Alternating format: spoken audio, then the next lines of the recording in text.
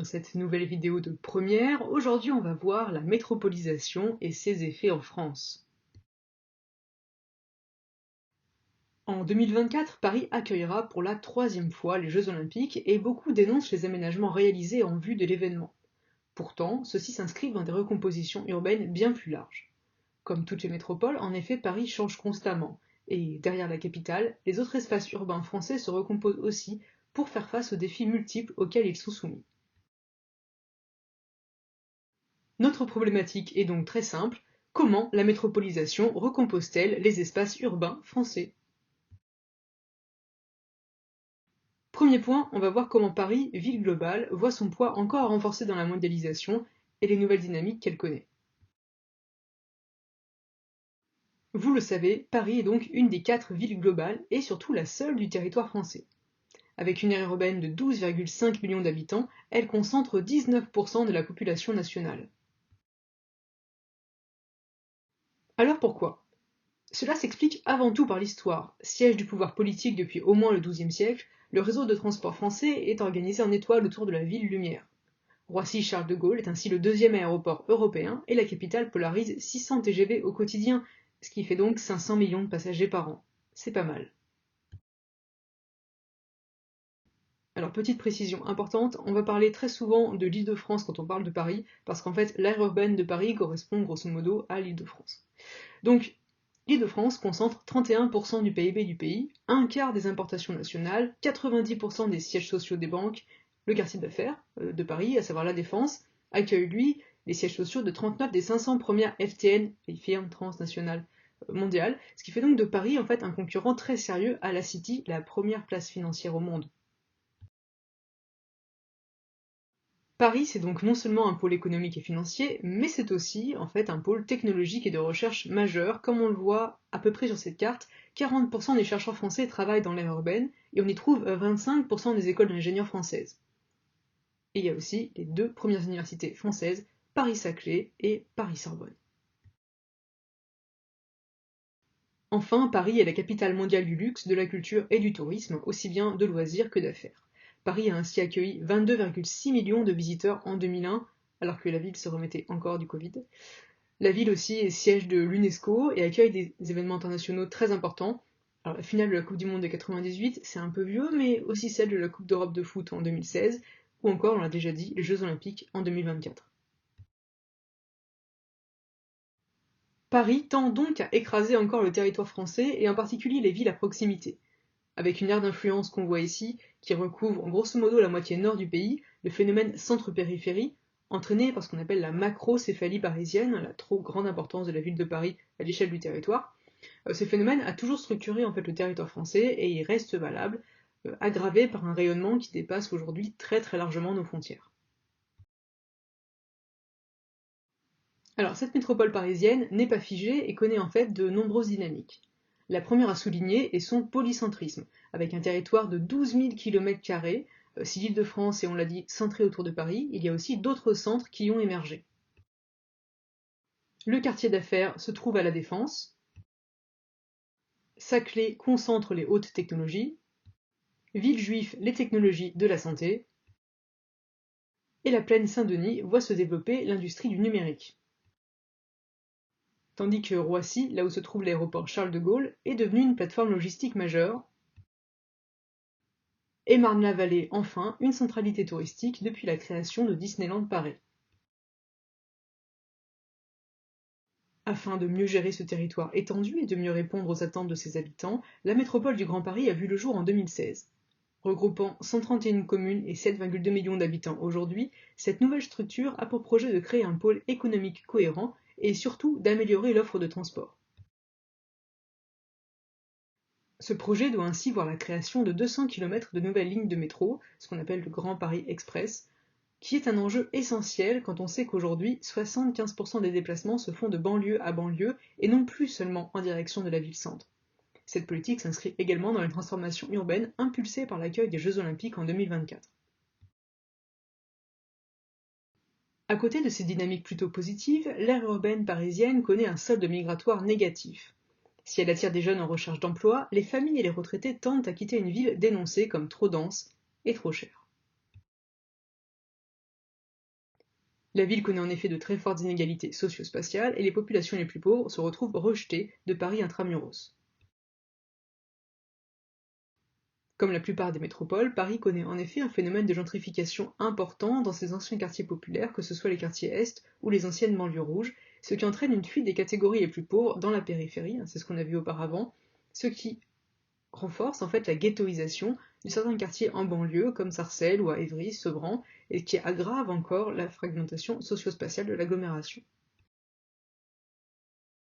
Enfin, comme de nombreuses métropoles touristiques, Paris souffre de la multiplication des logements en Airbnb, alors même que la ville fait face à une crise du logement.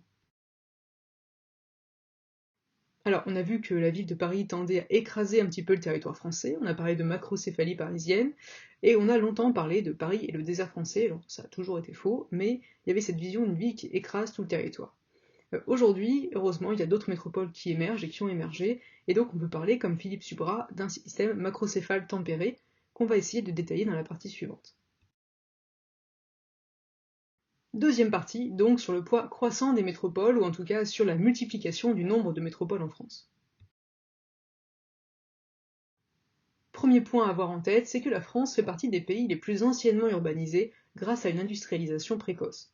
Aujourd'hui, 75% de la population française vit en ville et 9 Français sur 10 dans une aire urbaine. Les Français sont donc avant tout des urbains, et avec la mondialisation qui renforce la concurrence entre les territoires, la France connaît une accélération de sa métropolisation. Alors, les métropoles ont des atouts importants qui vont expliquer leur croissance. Elles peuvent être accessibles, avoir une main-d'œuvre qualifiée, avoir un marché d'emploi et de consommation très important, proposer des structures de recherche et des formations de qualité, un cadre de vie agréable et une vie culturelle dense. Ça compte. Ces aires urbaines sont interconnectées, fonctionnent en réseau et forment de véritables systèmes urbains régionaux qui s'alimentent mutuellement. Néanmoins, tandis que certaines métropoles régionales tentent à rééquilibrer le territoire, certains espaces, eux, sont en déclin. On va voir d'abord les métropoles régionales qui, elles, ont su s'affirmer. Alors dès les années 60, l'État a tenté de réaménager le territoire national en créant des métropoles d'équilibre, Lille, Lyon, Toulouse, Marseille, Bordeaux, Nantes, Nancy, Metz et Strasbourg, qui ont bénéficié d'un redéploiement d'activités et ont connu une croissance démographique importante. Ce sont, si on regarde le graphique ici, en fait les plus grandes métropoles françaises après Paris. En 2014, la loi MAPTAM permet d'octroyer le statut de métropole aux villes les plus développées. Ce statut leur confère plus d'autonomie et de nouvelles compétences. Si les seules anciennes métropoles d'équilibre l'avaient reçu à l'origine, 22 villes sont désormais métropoles, concentrant les activités de haut niveau et une population importante. On parle de près de 3 millions de personnes dans l'aire urbaine de Lyon et 1,8 million à Marseille. Ces villes connaissent ainsi des transformations importantes pour accroître leur attractivité, en particulier la rénovation et la réhabilitation de quartiers entiers comme à Marseille avec le projet Euroméditerranée, ou encore la confluence à Lyon qui vient remplacer l'ancien port de la ville. La plupart de ces villes sont néanmoins des métropoles incomplètes. Si certaines sont des métropoles européennes comme Lyon et Lille qui possèdent des quartiers d'affaires importants, La Part-Dieu, Euralille, ou encore des aéroports internationaux, ce sont plutôt des métropoles régionales comme Grenoble, Toulouse, ou encore Nice, qui sont des technopoles. Il y a Sophia Antipolis à Nice, Aerospace Valley à Toulouse et le quartier Giant à Grenoble, et ces villes sont reliées par le TGV au reste du territoire. Ces métropoles connaissent aussi des trajectoires inégales. Si les villes du sud et de l'ouest bénéficient d'une croissance démographique soutenue, renforcée par l'héliotropisme, c'est l'appel du soleil ça, et la littoralisation, les villes du nord et de l'est attirent moins, avec un climat moins favorable. La pluie, le schnorr, aucun cliché bien sûr. Tout comme les villes des Drômes, départements et régions d'outre-mer, qui souffrent, elles, de leur isolement et de ce qu'on appelle l'illéité.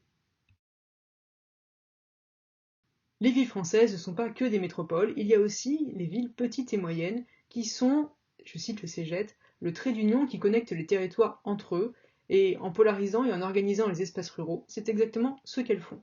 Elles connectent. Alors avant tout, petit point de définition, les villes petites et moyennes, ce sont les villes de moins de 200 000 habitants, et pour les petites villes, en général, on compte entre 5 et 50 000 habitants, et pour les villes moyennes, on compte entre 50 000 et 200 000 habitants, c'est logique, vous me direz. Alors ces villes ont une importance capitale pour comprendre la structure du territoire français, puisque un urbain sur deux vit dans une ville de moins de 100 000 habitants. Ça va, vous arrivez toujours à suivre malgré les chiffres? Elles se caractérisent par de nombreux espaces commerciaux à leur entrée et leur sortie, un étalement urbain important avec des lotissements qui sont constitués principalement de maisons individuelles. Et ces villes, si à titre individuel ont un poids qui est fort moindre que Paris, bien évidemment, concentrent pourtant, si on les reprend toutes entre elles, 23% de la population française et un peu plus d'un quart des emplois. Ce sont donc des espaces qui comptent à l'échelle nationale. Néanmoins, comme on peut le voir sur la carte ci-contre, ces villes ont des trajectoires profondément variées entre celles qui connaissent une certaine croissance démographique et celles qui sont au contraire en régression. Alors, côté face, elles bénéficient de ce qu'on appelle l'économie résidentielle, du tourisme et d'événements culturels pour certaines, notamment Arles, La Rochelle ou encore Avignon avec son festival de théâtre. Elles peuvent parfois avoir un vrai poids local en dynamisant leur région, c'est le cas pour Cahors par exemple, ou bénéficier de la présence d'une métropole plus importante dont elles font le relais, c'est le cas de Albi qui est proche de Toulouse. Côté piles, c'est bien plus compliqué. Elles sont effectivement beaucoup plus exposées au vieillissement démographique et au ralentissement économique que les métropoles régionales. Elles dépendent fortement des services publics, qui est un des principaux pourvoyeurs d'emplois. Ainsi, quand il y a un service qui disparaît, une base militaire, un hôpital, c'est une partie de la ville qui meurt avec. De nombreuses villes petites et moyennes connaissent ainsi une désindustrialisation et peinent à développer des activités tertiaires, ce qui entraîne leur déclin. La conséquence est simple, 82% de ces villes ont un taux de chômage supérieur à la moyenne nationale. Ce qui nous donne la carte ci-contre avec la macrocéphalie parisienne, les métropoles régionales qui font le relais principalement à l'ouest, dans le sud et dans la partie sud-est de la France, et puis une multitude de villes petites et moyennes qui prennent le relais de ces métropoles, qui sont plutôt dynamiques dans les mêmes zones que pour les métropoles régionales, et plutôt moins dynamiques au nord et à l'est. Alors maintenant qu'on a fait la photo de la métropolisation en France, on va essayer de comprendre un petit peu les dynamiques et surtout les solutions qu'on peut trouver aux multiples problèmes qu'on a déjà cités. Premier élément à souligner, c'est qu'avec l'urbanisation croissante et un étalement urbain toujours plus important, la fragmentation socio-spatiale dans les espaces urbains s'aggrave. Certaines banlieues souffrent ainsi de représentations négatives, c'est ce qu'on a pu voir dans le film Athéna sur Netflix. Ces représentations sont liées à leur faible mixité sociale, un urbanisme vu comme excluant et délabré, une faible connectivité avec le reste de l'aire urbaine, y compris avec la ville-centre. On peut aussi parler du rôle des médias, qui représentent toujours le même visage de ces cités, et qui entraîne du coup un repli sur soi de ses habitants. Autre point, c'est la situation dans les territoires ultramarins, des villes qui sont touchées par un taux de chômage plus important qu'en métropole, alors que le coût de la vie est bien plus élevé, et cette précarité se traduit par le développement de bidonvilles, qui se trouvent, ce qu'on voit ici dans le schéma classique de la ville ultramarine, dans les quartiers populaires. Ces inégalités socio-spatiales ne sont pas une nouveauté, et en fait, dès sa création, la DATAR, alors aujourd'hui on parle de CEGET, mais on pourra en reparler en classe, a cherché à améliorer les conditions de vie des populations en limitant ces inégalités. Alors, d'abord, ils ont commencé par construire en masse des habitats dans les années 60, quand il y a eu l'explosion démographique du baby-boom. C'est ce qu'on appelle les grands ensembles. Ça, c'était avant. Et maintenant, depuis la fin du XXe siècle, on est dans une phase de rénovation urbaine, pour le coup, où l'État et les collectivités territoriales vont investir avec des moyens conséquents dans la politique de la ville pour désenclaver les quartiers sensibles et ramener de la mixité sociale dans leur ville. Très concrètement, et c'est ce qu'on voit sur la photo ici, on va dynamiter certains grands ensembles pour avoir un habitat urbain qui va être beaucoup moins dense. Alors, ces politiques de la ville. Il y a notamment la loi SRU qui force les municipalités de plus de 3500 habitants à offrir 25% de logements sociaux dans leur ville. À une échelle un peu plus fine, il y a 1500 quartiers prioritaires qui ont été identifiés en France et 200 dans les DROM. Ce sont eux qui vont bénéficier des investissements les plus importants. Enfin, pour mieux contrôler l'étalement urbain et faciliter les mobilités, les villes doivent se doter d'un PDU, un plan de déplacement urbain, et travailler en réseau à l'échelle de leur aire urbaine en signant des SCOT avec les communes alentours. Autre enjeu, il s'agit de revitaliser les villes en déclin, qui sont les villes du centre, du nord et de l'est, rappelez-vous. Pour lutter contre cela, de nombreuses politiques ont été menées, des investissements culturels importants ont été réalisés avec la construction de salles de spectacle comme des zéniths, ou encore le développement du marketing urbain pour se doter d'une image plus attractive. Surtout, en 2017, l'action Cœur de ville a été lancée par le gouvernement pour réhabiliter des logements et revitaliser les commerces des centres-villes de 222 villes moyennes. Ces villes coopèrent aussi enfin, entre elles pour trouver ensemble les solutions à leur développement au travers, par exemple, de la Fédération des villes moyennes. Dernier enjeu, c'est celui de la durabilité qui va toucher les métropoles françaises comme les autres métropoles dans le monde. Tout simplement, on a tous constaté qu'on ne pouvait plus continuer comme avant, entre pollution, crise énergétique et désintérêt des habitants pour la démocratie locale, il faut trouver des solutions. Alors, depuis le début des années 2000, il y a de nombreuses politiques de développement durable qui sont menées dans les villes et qui se sont traduites en particulier récemment par l'élection croissante de municipalités écologistes à la tête des plus grandes métropoles, comme Paris, Marseille ou Grenoble, qui étaient capitales vertes européennes en 2022. Alors, tout a commencé en fait avec l'adoption d'Agenda 21 qui ont été créés en 1992, qui obligeaient les villes à mettre en œuvre des plans d'action inspirés des principes du développement durable répondant à des besoins locaux. Ces politiques allaient ainsi d'une politique de tri des déchets à la construction d'écoquartiers neutres en carbone, comme à Grenoble ou Nantes. Et les villes peuvent aussi, on a déjà évoqué ça avec le PDU, décider de favoriser les mobilités douces au détriment du tout-voiture. Enfin, une nouvelle gouvernance se développe depuis une dizaine d'années. Des conseils de quartier, des consultations participatives sont organisées entre élus, habitants, acteurs économiques et associations pour décider ensemble des aménagements et futurs d'un immeuble, d'un quartier ou d'une ville. La métropolisation change profondément le paysage et le mode de vie des Français, faisant apparaître de nouveaux enjeux. Si les politiques menées depuis un demi-siècle ont permis un certain rééquilibrage du territoire national, tout n'est pas réglé.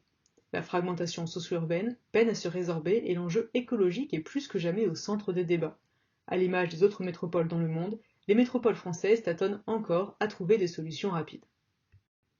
Merci d'avoir écouté cette vidéo et comme d'habitude je vous dis à très bientôt en classe.